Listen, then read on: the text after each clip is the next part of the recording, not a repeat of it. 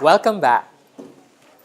Part of why we're doing this is because there are fewer submissions for the English division. I think for Chinese they have 8. So we need to kill time. But I'm just joking, of course. We're not just killing time. We're trying to be productive in the hope that next year we'll have more submissions, and not just more submissions, more successful submissions. Judging by the submissions this year, I'm very confident that we will have a good harvest next year. Maybe no one will submit academic papers. No, please do so that Michael will come back. But maybe more of you, those of you who wrote academic papers might be inspired to write your life story as an academic in creative form. Okay.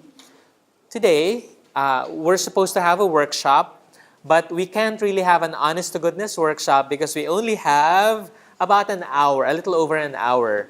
Instead, I'll be giving you exercises and demonstrations so that you have, like Isa will have a whole year to write her next submission, hopefully to inspire you and to give you technique.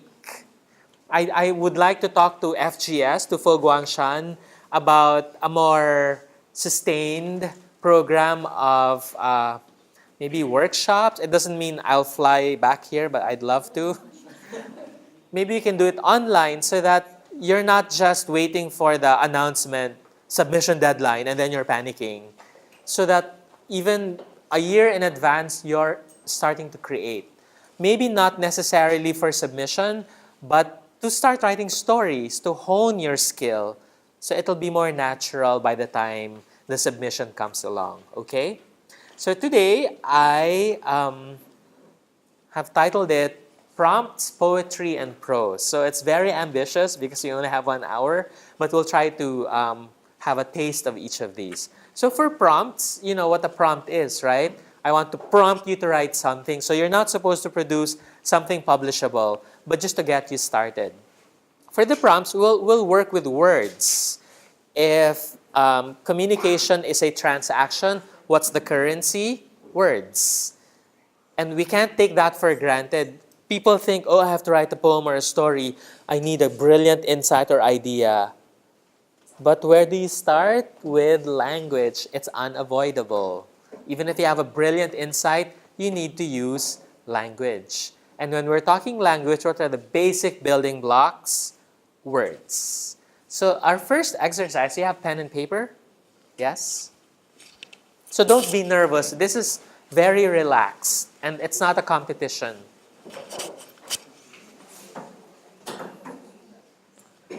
I will use my timer. So now everyone's nervous. I said timer, everyone's tense.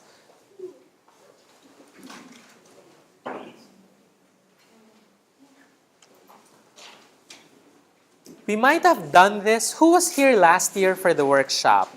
1, 2, 3, 4. Oh, great. Maybe I can just be lazy and replicate last year. No, just to give you a background. Last year, our first prompt had involved a fruit. So remember, I asked you to put a fruit in front of you and use all of your senses. Do you remember, those of you? So what does the fruit look to you? So I asked you to come up with a list of words. What was the point of that exercise? Is to really engage language. So that, do you really see an apple? Because normally with fruits, you eat it and you don't think about it. But for those of you who were here, you remember the exercise of touching the apple, even closing your eyes to touch the apple, and then write down words that describe the apple. And, you know, sometimes you discover you have a very limited vocabulary, and if you do, then it limits what you can write. So an apple is not just cold or round, it's also mottled, you know, the way it looks, or curved, or what does a banana taste? And people say, banana-y? It's lazy, you just add a Y. You know, pulpy, you know, so it's important to start inviting the words to come. So, excuse me, we won't do that. Instead, we'll do this word exercise that concerns, I call it verbs and vocabulary. So I will write a word on the board. All right, time's up. 1 minute, right? Who has 20 words? We have no nerds here. 20 words? 19, 18, 17, 20? Michael! Okay, I'm asking, there's no prize, but I'm asking because then I'll ask Michael to rattle off the words, so that, and then if you have the word in your list, you have to cross it out. Okay? 11? Anyone has more than 11? 12. Okay, so we'll listen to Leo. So that's why, slowly, listen to the words. Say. Okay, hold on. Speak. Tell. Enunciate. Opine. Declare. Proclaim. Are you from UST? Preach?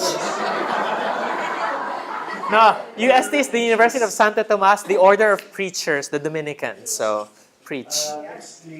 Exclaim.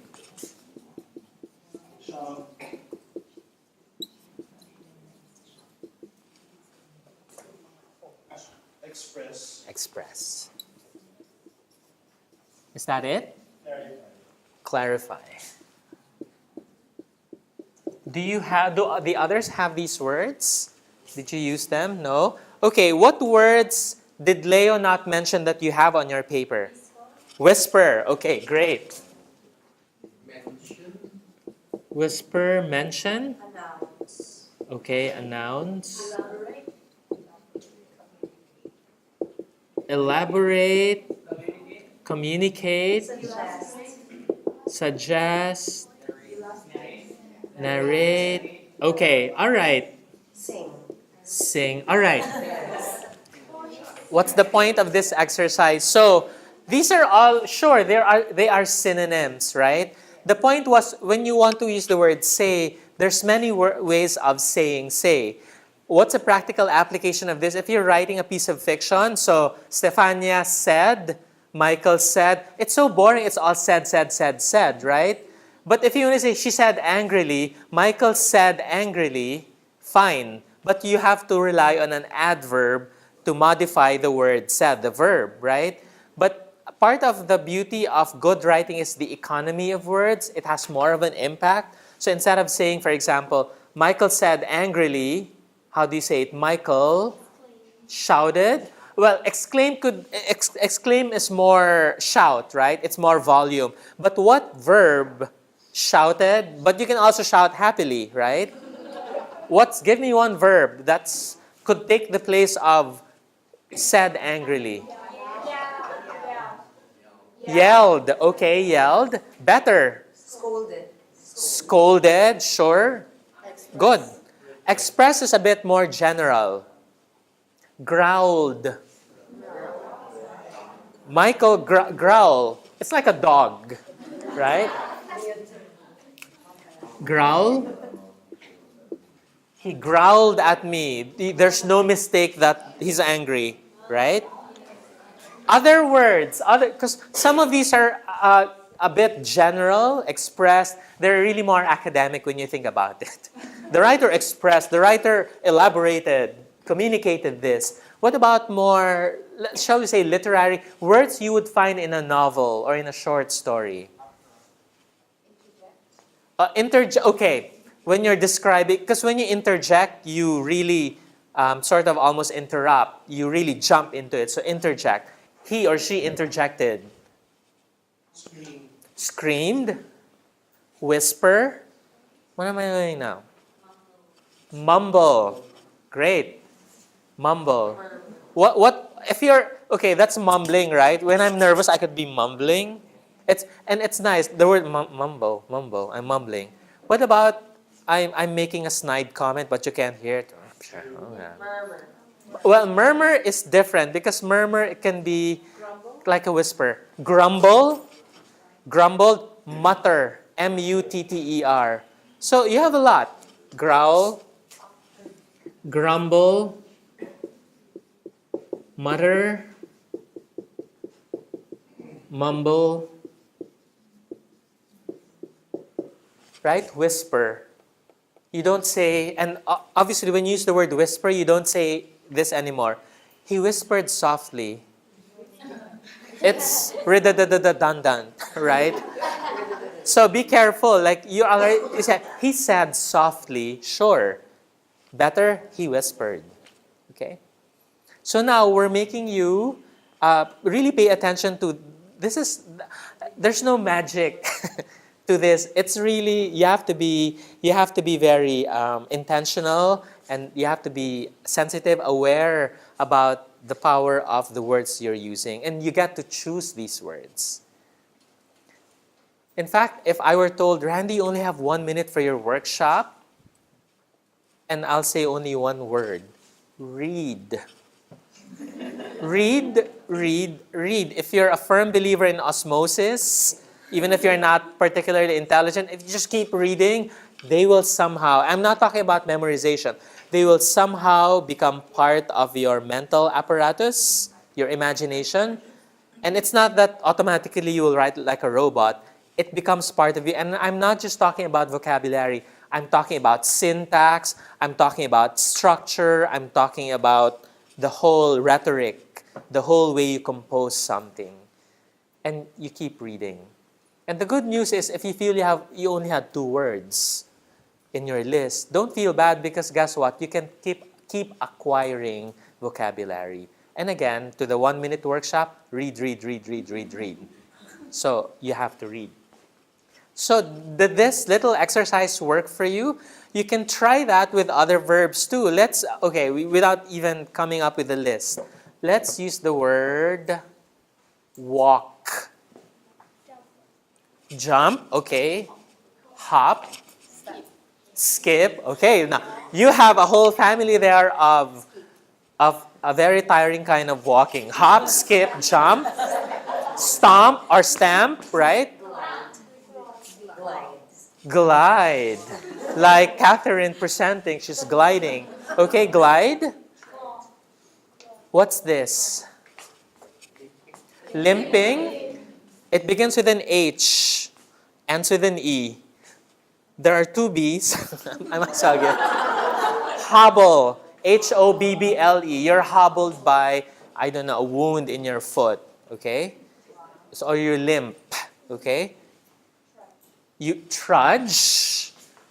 And see, again, with these words, they might be synonymous, but they're not interchangeable. So what if you love the word trudge? Because it sounds poetic. So, I trudge to work today.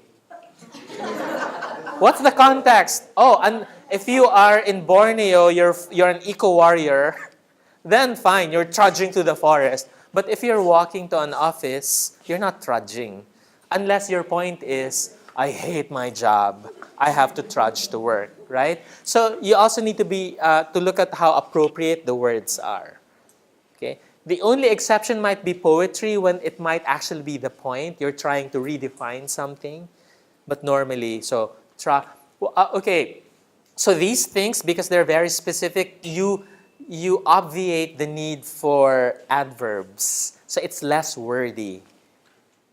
So you don't say, he walked with a heavy heart to work. He trudged to work. Okay. What about somebody who's cocky? You know, an attitude. Sorry, I'm not naturally cocky, so I don't even know how to. What's the walk? You walk with. See, I feel weird doing it, trying to do it. When you walk, it's a noun, but you walk with a. It begins with an S, ends with an R. It has a double swagger. When you walk with a swagger, there's a certain attitude to it, right? Or if you're a fashion model, how do you walk into a room? You begins with an S, ends with a Y. That's an S. Sashay. He sashayed into the catwalk, right? Right? Tread, you tiptoe. So there are many, many ways of saying walk. So now there's no more excuse, having attended this workshop, that you really need to read. And I don't mean read the dictionary. or a thesaurus, read novels, read the words in context as they're being used by great writers. Okay? All right, so that's, we could spend the whole hour actually. Next verb, but you get the point. Okay? We'll move to the next exercise. Last year, we did the fruit exercise. So you're describing something almost clinically. What's the smell of the lemon? What's the feel of an apple? So those are literal descriptions. Sometimes we need to describe beyond what is literal. And we enter the realm of, in general, they're called metaphors. We've all encountered that in school. Maybe it even sounds evil to us. Oh, that sounds technical. Metaphor is really using language to compare one thing with another thing. And if you want to get technical, what are the kinds of metaphors? Personification and simile. With simile, you know this because it uses the word like. So it's an indirect comparison. So I will ask you now to use simile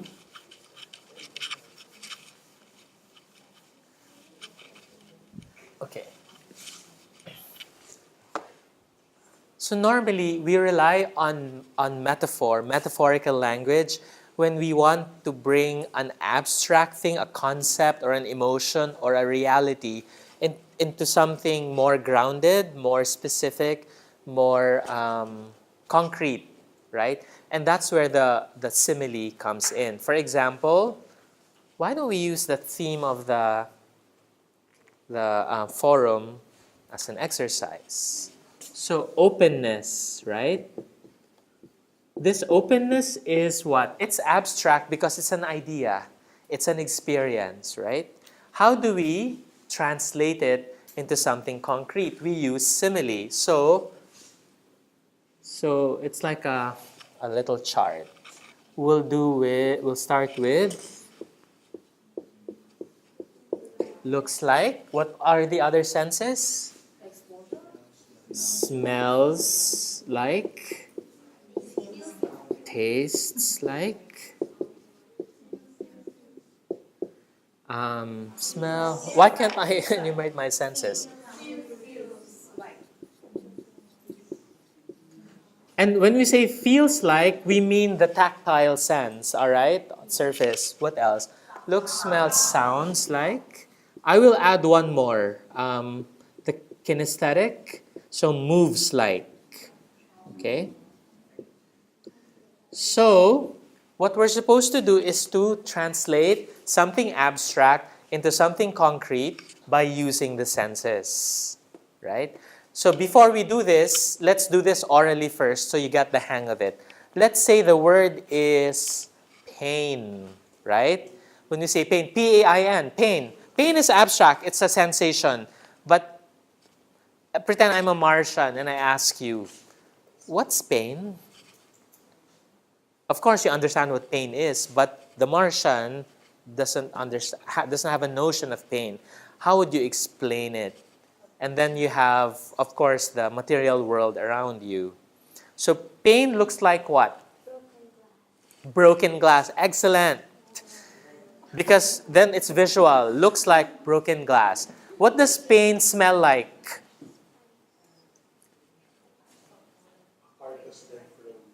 Okay. A week-long carcass. Okay. Something less dramatic, but that's excellent. Something more within the realm of our everyday experience. Unless you're a mortician and obviously you deal with carcasses every day. What's a more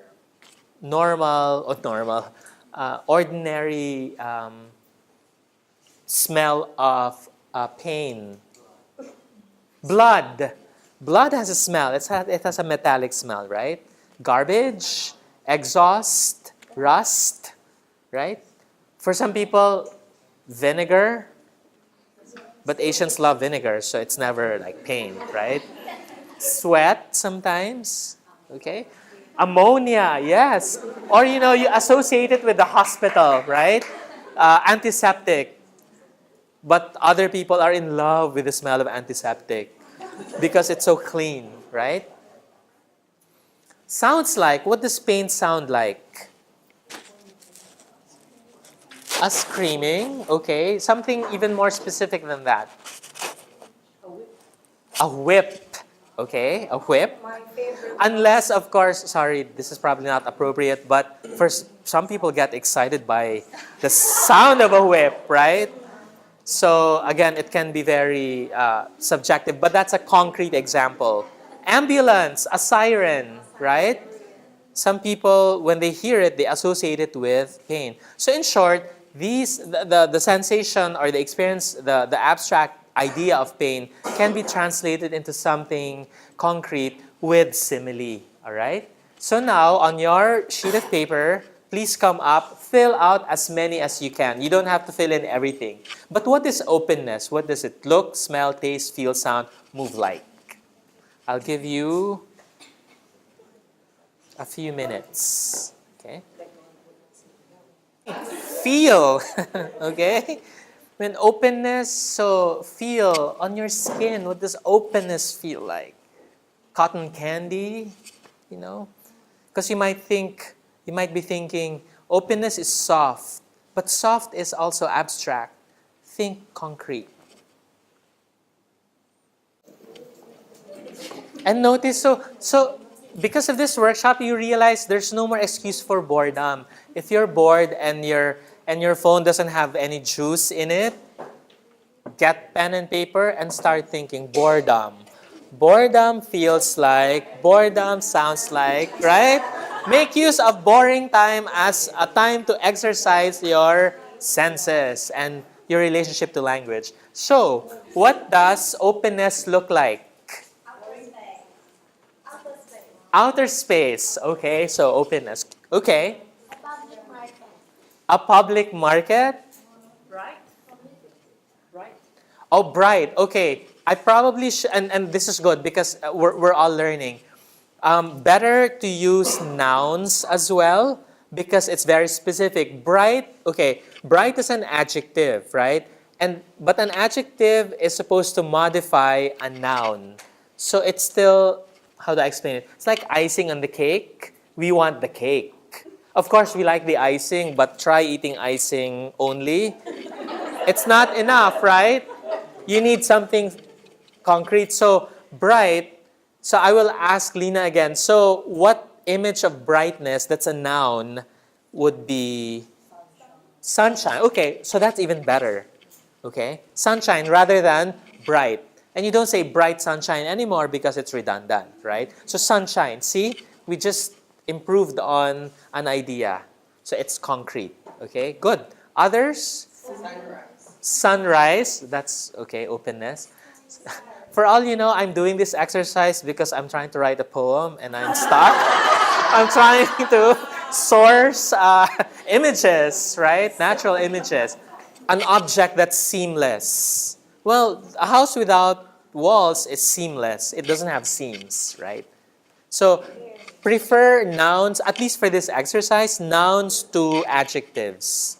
In the same way that in the earlier exercise, we wanted sachet, not walk gracefully. You get rid of the adverb and the adjective as much as possible. Harness the powers of nouns and verbs. Okay? Other words we haven't heard? Space. Outer space. Or did you mean just open space? Okay. Somebody wants to be invited again next year. Well, that's fine, but it will only work with people who are in it because it's like an inside joke. We get it. We're in on it. But if you were to publish that outside, maybe they'll be interested and come to Fo Guangshan. So it's recruitment, right? Yes. All right. Tastes like sweets. So you mean with an S, so the noun, not the sweet. Okay, sweets. Can I say tasteless? Then that's an adjective.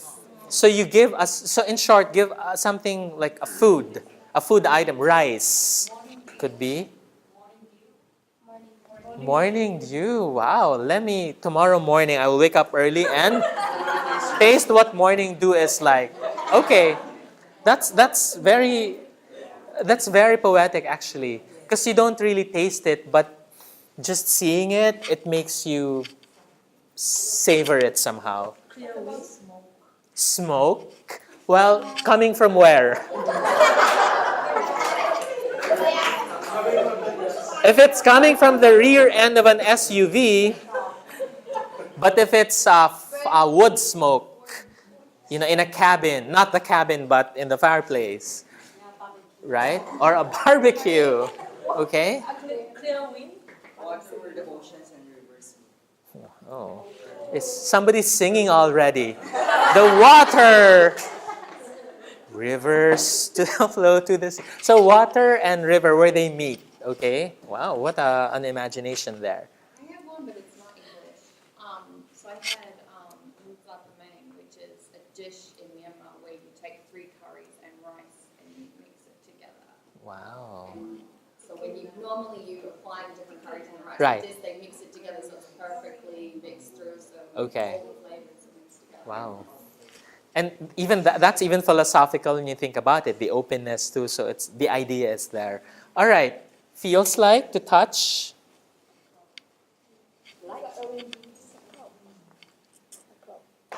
Cloud. Okay. A cloud. Feather. So far we have cloud and feather. So lightness, maybe softness. Air. Even lighter. Air. Wind. A breeze. Okay. The tail of a cat I met on the street. Wow. The tail of a cat I met on the street. So again, all these, so it seems so far, the fluffiness and lightness, that's what openness is. No one said anvil or grand piano? No? Okay. Sounds like, what's the sound of openness? Echo? Birds in the morning. The sea. Flowing water. Flowing water, maybe from a fountain. Wind. Mine is a bit funny. It's an opera singer singing K-pop. An opera singer singing K-pop. So I'm thinking of Luciano Pavarotti singing Gangnam Style. That's not K-pop, right? It's so dated, right?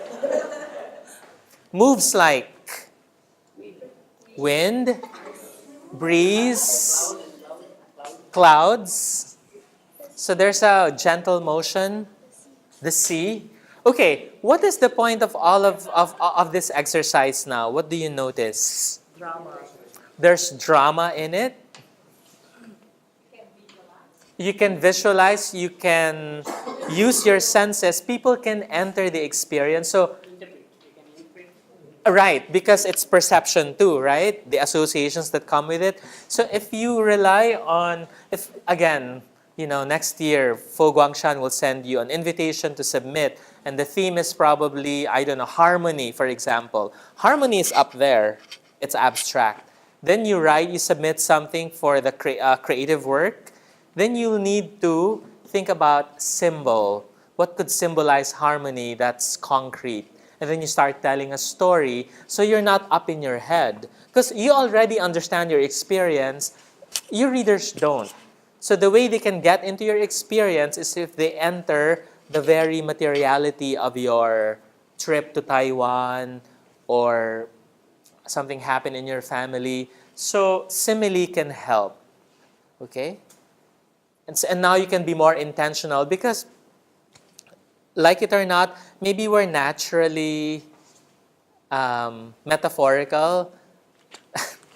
At least I know when I taught college kids, they like using the word like. That's simile, right? Like. So when they're finding it hard to explain something, they rely on simile. And the senses do help. You don't use simile to liken two abstract things. You won't get anywhere. Openness is like expansiveness. what's expansiveness then? It's like openness. So you're just going around, okay? All right, so those are basic exercises you can also do. So think of pain, think of boredom, think of happiness, and try to do this chart, all right? Now, let's start putting it together by going into, after the prompts, we go into poetry. My heart is racing so fast because I've never given a workshop that covers a lot in such a short time, but this is what we have. I ask, because a while ago you told that metaphor works in different perception of the writer.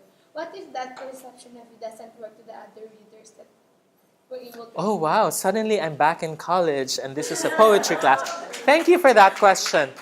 That's why when you look at the poem then it has to work within the context of the entire poem. So for example, if you read a sonnet by Shakespeare, and then because you love basketball, the rose to you is about basketball.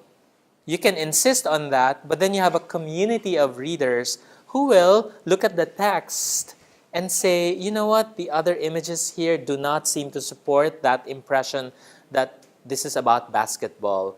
It's a sonnet about love.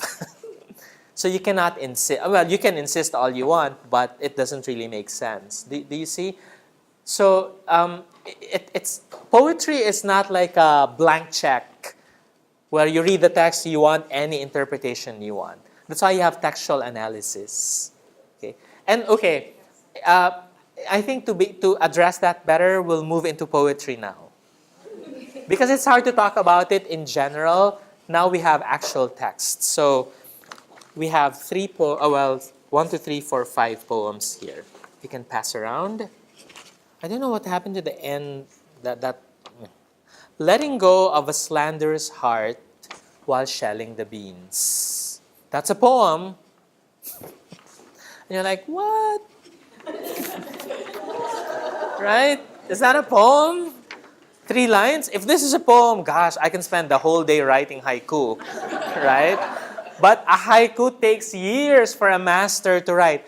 And like the koans, when you read a koan, you can't solve it overnight. You have to live into the answer. All right? Same thing with the haiku. But for our purposes, we'll look at what's important about a haiku, what's there.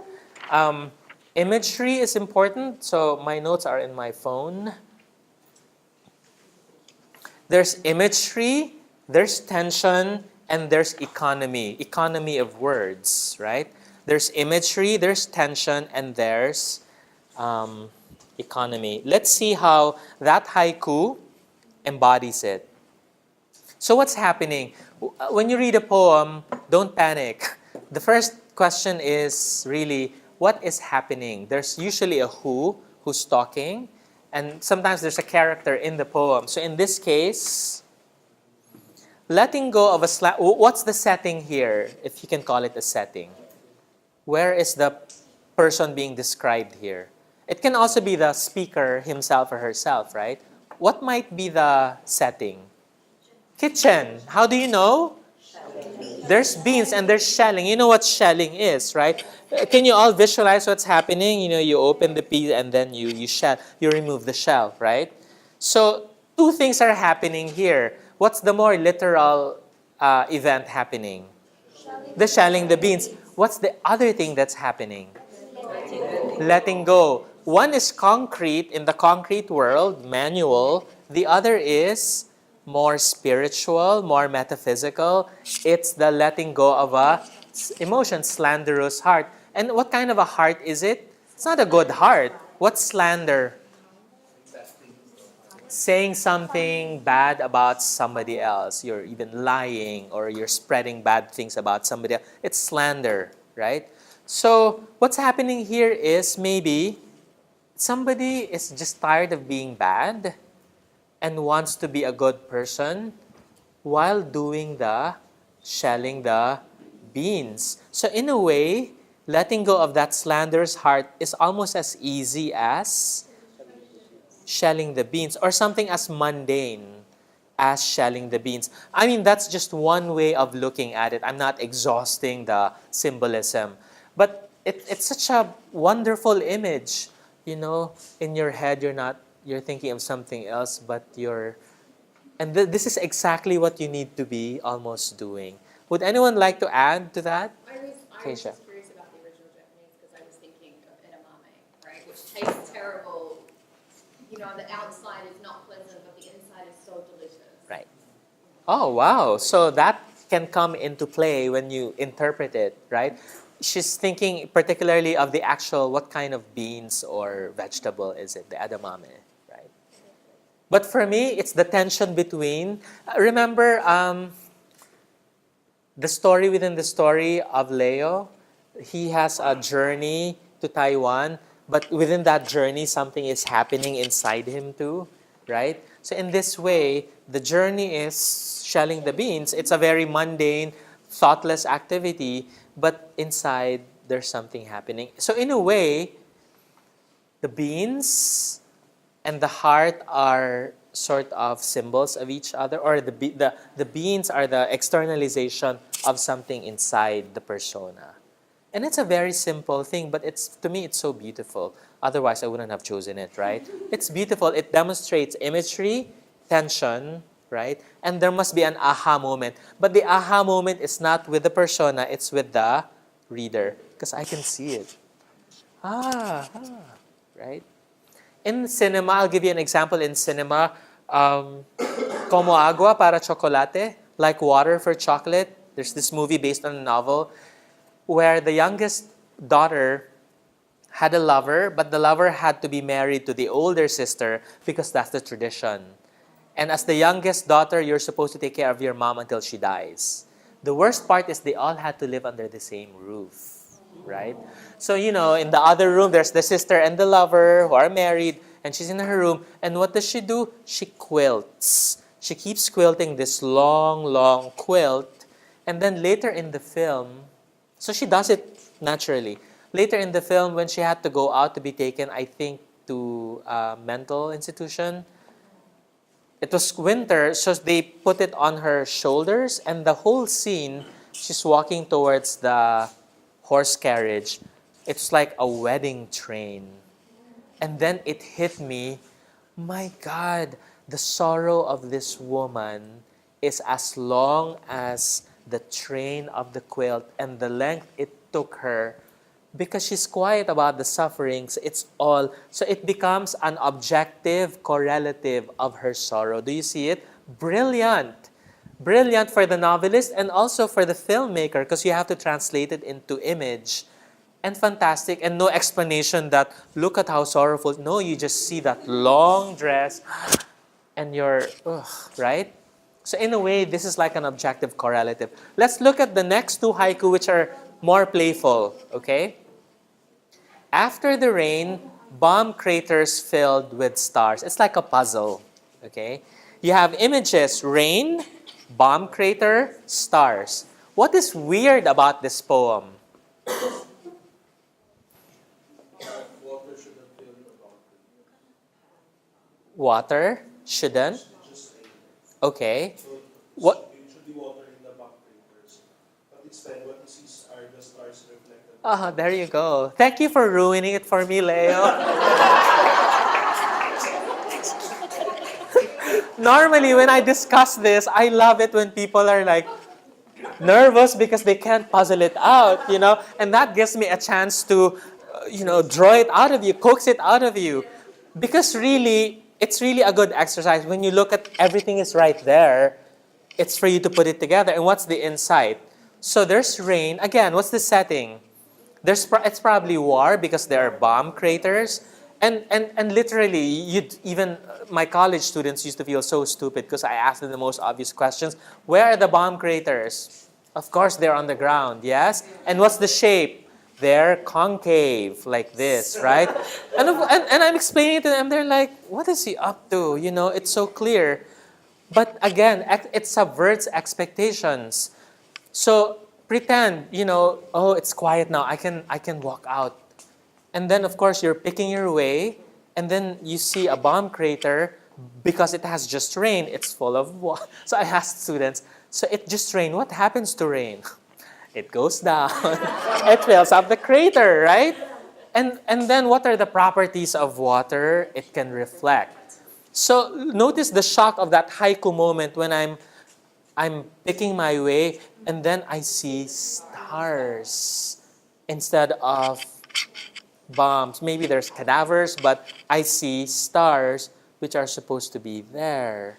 So this marriage of ugly war and death and aspiration and stars, again the symbolism in this image. Ooh, and it's just a moment. It's just a moment. And all the symbolisms start coming in, right? In the midst of ugliness, there's beauty and hope. If you look, because you can be not looking, right? But here, you're stunned by that moment of coming upon stars on the ground rather than up in the sky, right? Actually, it's very dramatic because if it's set in a wartime, usually rain comes after the airstrike. Okay, So after the bombs have struck the land. right. So I see a little child who came from hearing the bomb strike and then the rain came. And then after the rain, he wanted to go out and see. And then what he saw were stars. Yeah, right. But And this thing about subverting expectations too. And it's, again, it's so simple. All you have to do, you need the star, rain, and bomb crater, you have a haiku, right? So of course, when I do this in a formal school, they know what's coming. Homework! Write 10 haiku because 9 will be terrible, 1 will be good. Then you keep practicing, right? So if we had a whole morning, I'd actually make you write a haiku. But who's to say you cannot, right? After this seminar. Let's look at the last one. This one should be easy too. Violets here and there in the ruins of my burnt house. What is that? Again, it's just describing, like, this is a poem. It's just describing a bunch of flowers in a setting. But what is important here? What's the setting? There's a burnt house. So what do you expect in a burnt house? Nothing. Ashes. Ruins, right? What does he or she find? What are violets? They're little flowers. And where do they grow? Here and there. You know, there's no rhyme or reason. They're just there. So again, what's the haiku moment there? Amidst death, you have life, new life. You have beauty amidst destruction. And so simple. And really a nice little exercise, right? Again, tension, imagery, and that's where the insight comes. And of course, economy of words. You don't even say, in my palatial, you know, you describe your mansion that burned down. There are beautiful flowers. You don't need to say beautiful flowers, violets, very specific. So look at the structure. It's answering the preceding paragraph. In the spring, the garden bursts to life, and once again, I see what time it is. It is time, raking, and now it's weeding. It's time to weed. When I look up across the endless stretch of the job before me, I surely want to quit. But if I manage to regain my focus on what's at hand, I realize it's just one weed. There's always just one weed to do next. Because you never really, when you're raking leaves, you're not raking the entire street. You're raking whatever the rake can grab. When you're weeding, you're not you're not King Kong with a giant hand. You're just one weed at a time. I think the frustration comes when you're thinking, oh my gosh, I have to weed this entire field. But how does it happen? Weed by weed. And that's obvious, but we get ahead of ourselves and we get so pissed off that we think it's that whole thing. And then we become not mindful of the task. It becomes a chore. Of course, it's not, easy job, like you're not singing the sound of music while you're doing the weeds. It is work. But here, she's suggesting mindfulness. There's always just one weed to do next. I do it weed by weed, and the weeds always show me how. I never finish. Okay? Looking for greater meaning in life, some people think that housework is beneath them.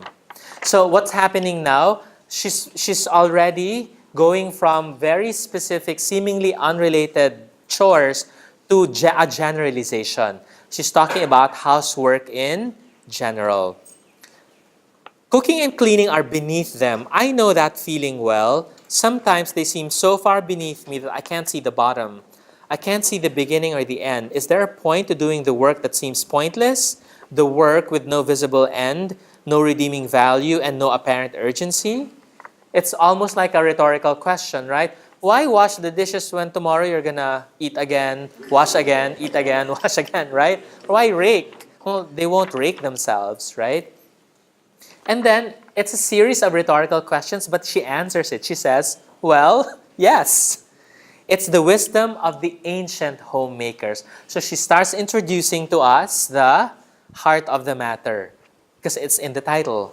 See, this really is almost like teaching college freshman writing. Good writing is not magical. Good writing is about structure. It's about setting up your main point. And of course, it's a bonus if you're using very specific words. And then you have history. After Buddhism came to China, the Chan school replaced their tradition of itinerant alms begging with communal living. It was practical for one thing, and it was practice. Monastic training came to encompass all the work essential to everyday life, cleaning, cooking, and gardening, as well as meditation. For that reason, we could well view the great Chinese masters as our progenitors in mindful homemaking. Since many of their teachings point directly to the everyday chores we might rather high-mindedly neglect. Because I have to write an important paper to submit to Fo Guangshan. I don't want to do dishes. That's for somebody else, right? I'm an international speaker now, so I'm not going to rake leaves. Okay? It's beneath me. And then look at what Karen does. She interjects with a koan. And how do you know that? Italics. Look at the typeface. It's italicized. Page 2. A monk asked Joshu, all dharmas are reduced to oneness, but what is oneness reduced to? This is usually the setup. You have this earnest disciple asking the master an important question. Joshu said, when I was in Seishu, I made a hempen shirt. It weighed 7 pounds. If I were the monk, I'd say, what? Right? What the? Right? You're not answering my question. More than 1,000 years have passed since Joshu gave that response, originating one of the many classic koans that recount his provocative teachings. To this day, seekers are still struggling to find a way out of the shirt. What does it mean? What is he getting at? I don't understand. We don't just struggle with the shirt in a Zen koan. We struggle with the shirts in our hampers. So this is brilliant. She's talking about the koan, and now she's bringing it back to homemaking. Okay? With our hampers, with the pants, the blouses, the sheets, and the underwear. Laundry presents a mountainous practice opportunity because it provokes a never-ending pile of egocentric resistance. So I'm seeing Michael looking ahead now to being back in Ohio, and the first thing to do is laundry. You can imagine Michael not being high-minded. I just flew, spent 72 hours in Singapore. I evaluated papers. I'm not going to do laundry. Well, it won't do itself, right? And then you have the italicized. It's not important to me. It's tedious. I don't like to do it. This is all of us. This is all of us, right? The monk in this story is like the rest of us, seeking wisdom through intellectual inquiry. Again, just be careful. This is not demonizing intellectual inquiry. It's just saying, what is the intellectual inquiry preventing you from seeing? Because it can happen that way. If we're not careful, this is how we approach mindfulness as an idea, one we rather like, to elevate our lives with special contemplative consideration, a method for making smarter choices and thereby assuring better outcomes. The problem is that the life before us is the only life we have. The search for meaning robs our life of meaning, sending us back into our discursive minds while right in front of us, the laundry piles up. It's like that fish looking for water, swimming around. Like, can you tell me where the sea is? Missing the point, right? Not engaging your surroundings where you are. In his commentary on this koan, the late teacher and translator Katsuki Sakida rinsed Joshu's shirt clear of obfuscation. Joshu's words remind us of the keen sensibilities of people who lived in the days when things were made by hand. The 7 pounds of hemp was woven into cloth and cut and sewn into a shirt. When Joshu put on his hempen shirt, he experienced a sensation that was the direct recognition of the shirt for what it was. That's why he answered that way. The shirt you see is just a shirt. Feel the fabric, the weave, and the weight of 7 pounds in your hands. Can you imagine wearing 7 pounds of clothing? The laundry is just the laundry. Pull it out of the hamper, sort by color and fabric, read the care instructions, and get on with it. Transcending obstacles and overcoming preferences, we have an intimate encounter with our lives every time we do the wash. Wow, so now let's go and do our laundry. It's nothing out of the ordinary, but no one turns their nose up at a clean pair of socks. Okay? With only a change in perspective, the most ordinary things take on inexpressible beauty. When we don't know, we don't judge. And when we don't judge, we see things in a different light. This is the light of our awareness, unfiltered by intellectual understanding, rumination, or evaluation. When we cultivate non-distracted awareness as a formal practice, we call it meditation. When we cultivate it in our home life, we call it the laundry, the kitchen, or the yard. All the places and the ways to live mindfully by attending without distraction to whatever appears before us. But it's hard for us to believe that attention is all there is to it, and so we complicate things with our judgment, debasing the ordinary as insignificant and idealizing the spiritual as unattainable, never seeing that the two are one. Another koan. A monk said to Joshu, "I have just entered the monastery. Please teach me." Okay. Answer, "Have you eaten your rice porridge?" asked Joshu. "Yes, I have," replied the monk. "Then you had better wash your bowl," said Joshu. Whatever happened to my application to be your disciple? This famous koan is easy to view as a metaphor. Empty your mind and get rid of your notions of spiritual attainment. But suppose you don't view the bowl as a metaphor. That might change the way you look at the dishes in the kitchen, sink, and instruct you just as thoroughly. The kitchen is not only the heart of a home, it can also be the heart of a mindfulness practice. In cooking and cleaning, we move beyond ourselves and into compassionate care of everything and everyone around us.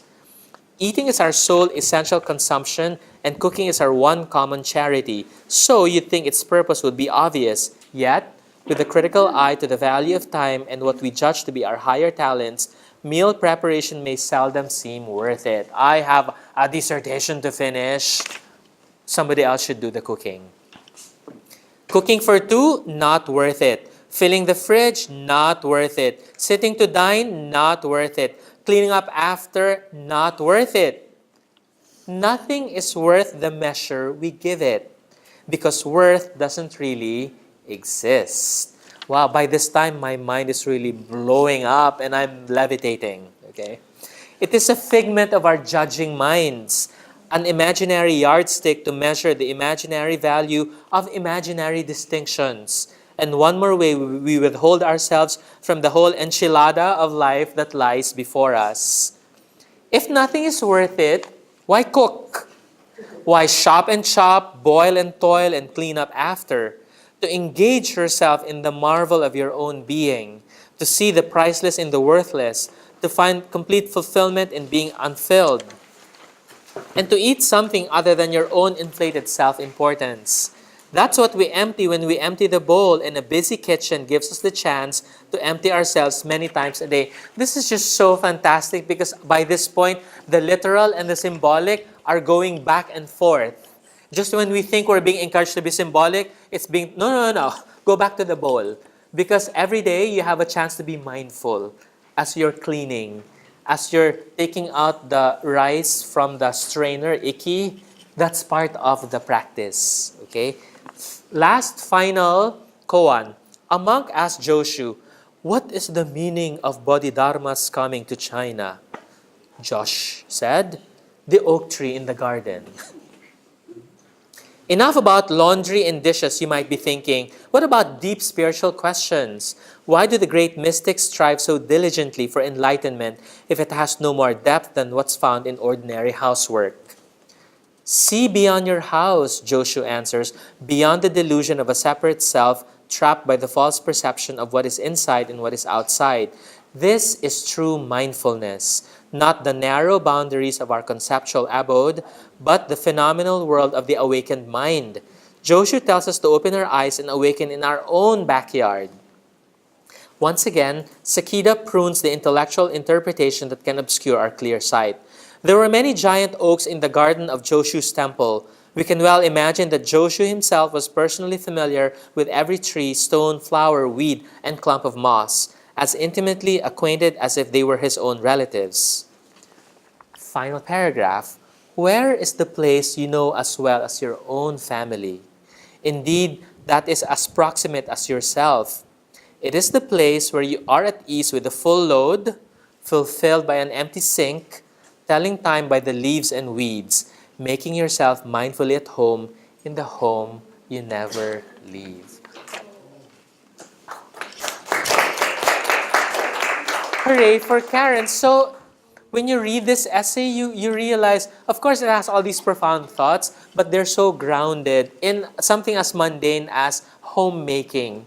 And for me, it's so comforting to realize that washing dishes is part of the practice. The practice is not when I go to Thailand and do this for 10 hours a day for 10 days.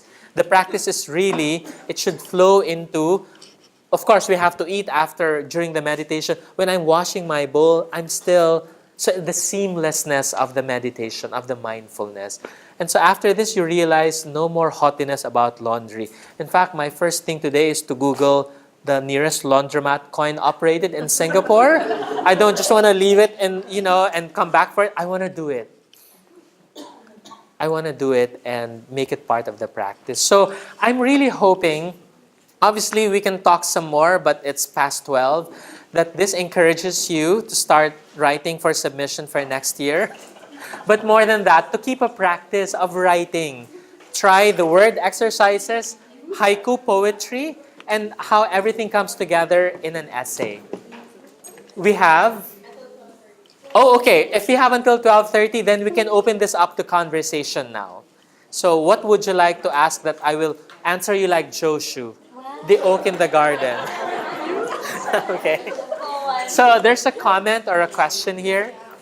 Actually, I would like to commend you for choosing this one because I would really have to share this back to our students, especially when we emphasize the life education program that we are having. Right. So Great. there's so much here that we can talk about. Right. And they themselves can discover. Great. I'm glad, Dr. Helen, that you'll be able to use that. In fact, as I was reading this, I realized in the Philippines, I don't know if you're aware, even the poorest people have their own house help. It's part of the culture. You have maids, you have somebody helping you. And of course, what is the concomitant opinion now about housework? It's for people who don't have enough education, who need the work. And so for me, I will do more profound things. I want to use this not just for Guangming, but for 100 million Filipinos to realize what is our attitude towards work, right? And since we're not a Buddhist country, we're not a Buddhist culture, mindfulness is not something that comes naturally to us. But it's wonderful that housework can itself become the very path to a practice. Because you can't escape housework. You have to do it. And it becomes a way. Other comments, questions? So really, if this were a workshop, it would have to be at least a whole day where I will make you produce something because we don't have anything to talk about if you don't produce. And I don't like giving just models and then imitate them. It's not possible. It's people learn, it's like crowdsourcing. We learn from what you bring to the table. That's why I enjoy doing creative writing courses for small groups in the villages at home because I'm never bored. It's always what the students bring to the table, literally to the table. Give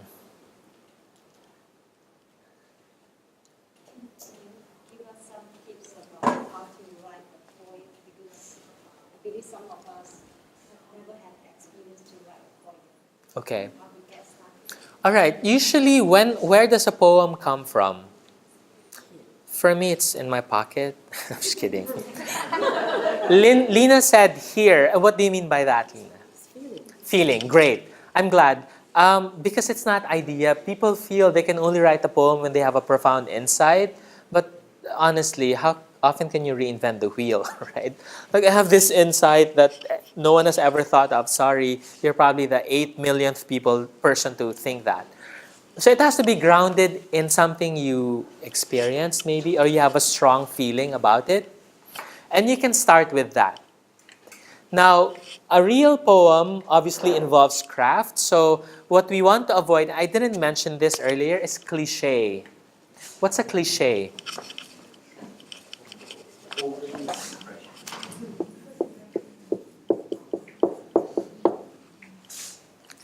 Cliche is... Haven't we heard the word cliche? Something is cliche. Is it positive or negative? Negative. Okay. Oh, you know what cliche is. Okay. Yeah. We use cliche something. Okay, let me use a metaphor now. A cliche is like a knife that cannot cut anymore.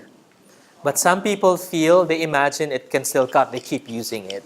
So much effort, but the work is not being done because it's not sharp anymore.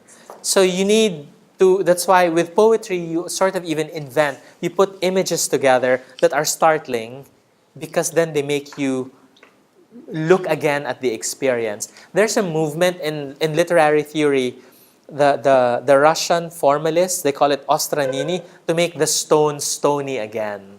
Because the modern world has become so blasé, they don't experience phenomena anymore. So the role of poetry is to defamiliarize so that you're looking at it again, okay?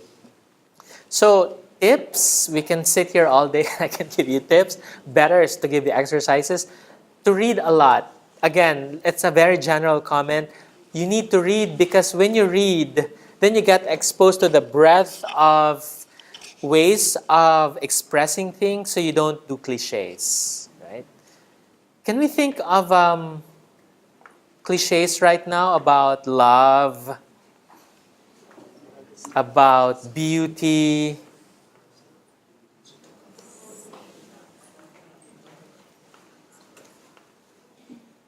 See, sometimes we think, oh, I'm so poetic, and then you don't realize that's so cliche. Right? We say love is like a beating heart. Or, it's not only in poetry, when you have group presentations and peace, everyone draws a dove. Oh, let the dove go already, right? That's cliche already, right? There are other symbols for peace, right? Okay. But Shifu, it's really hard for me to give tips unless it's a...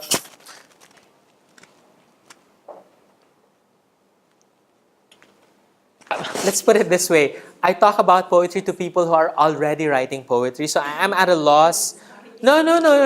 What I'm saying is I need to think about how to answer that question for a general audience who, for all we know, some of you are actually real poets who just haven't really been writing, It's like Buddha nature. We're all Buddhas now, but we haven't awakened to it fully.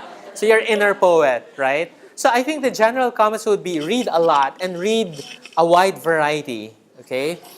And then, because with reading alone, then you get exposed to words. You see how words work, right? And then you see different styles. And it helps with the cliche because you get to see what is original, what's fresh, and what's old. Okay. And the exercises I gave, even if you're not writing a poem, if you're stuck, you can do the simile. For example, you want to write about deception or you were, or I don't know, something, a very strong feeling that a breakup, after a breakup, what's anger? What does anger look like?